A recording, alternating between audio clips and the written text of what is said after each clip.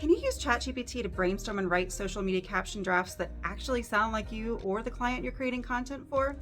The answer is yes, and today that's exactly what I'm breaking down for you. I'll share my screen as I brainstorm and create social post captions for a brand new client in my content agency and show you the exact process I follow to 10x my social media services without compromising quality and authenticity. Hey there, creators. Welcome back to Marketing Mastery AI. I'm Lexi Hartman. I used AI tools like ChatGPT to help me scale my boutique content agency from 0 to multiple 6 figures. Now I'm taking you behind the scenes of the step-by-step process I use to create AI-assisted content my clients rave about. If you're a freelancer, marketer, or creator who's curious about using AI to scale your service offerings and grow your business, you're my people. Be sure to hit that subscribe button and click the bell to turn on notifications so you don't miss a thing. Now, if you're struggling to create social captions with ChatGPT that actually sound like you or the brand you're working with, this video is for you. First, it's not your fault. Second, it is possible to create AI content that's on brand and on point every time.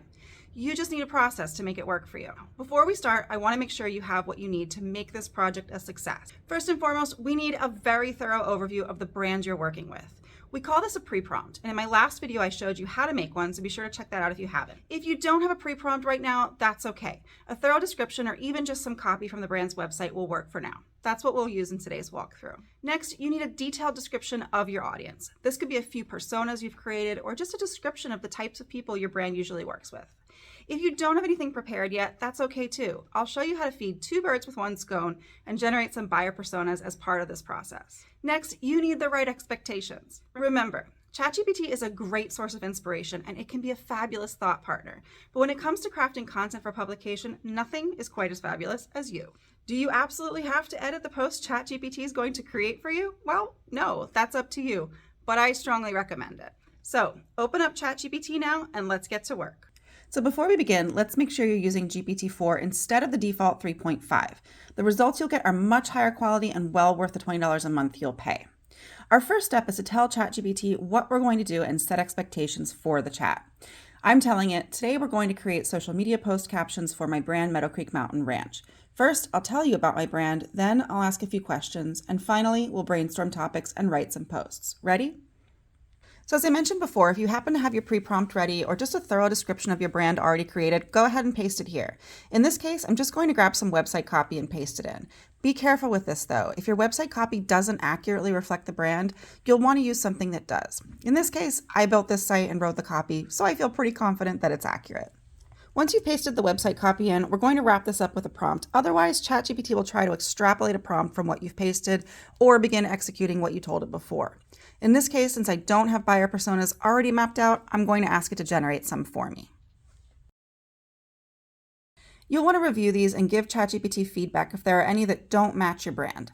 Repeat that process until you have a list of personas that are accurate. Once you do, ask ChatGPT to tell you everything it knows about your brand so far based on the information you gave it. This should generate a nice summary of your business that we can use moving forward.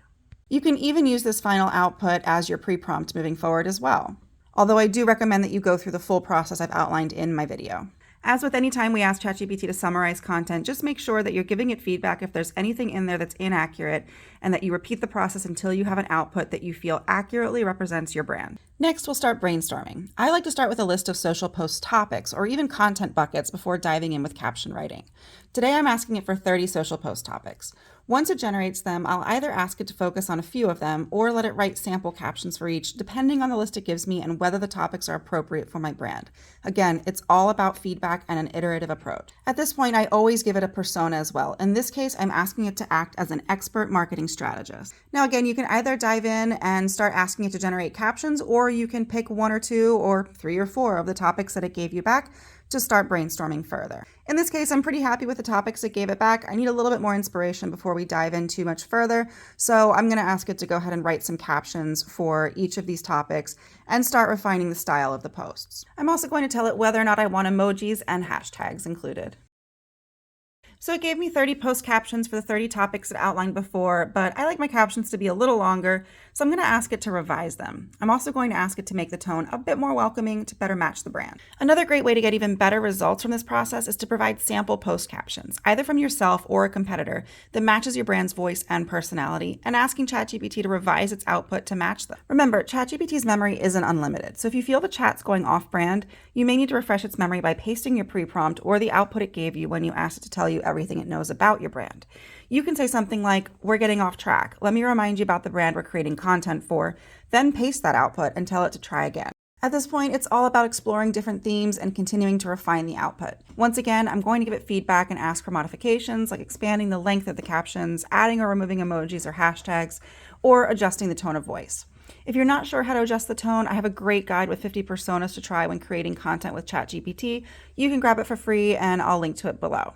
Remember, rinse, repeat, and if things start to go sideways, you can always start a new chat, paste in your pre-prompt, and get back on brand. That's it for today. I hope you've enjoyed this tutorial. As always, let me know in the comments if you have any questions, and don't forget to check the description to get access to some free resources to help you on your AI content creation journey. And of course, please hit that subscribe button and drop a like while you're at it.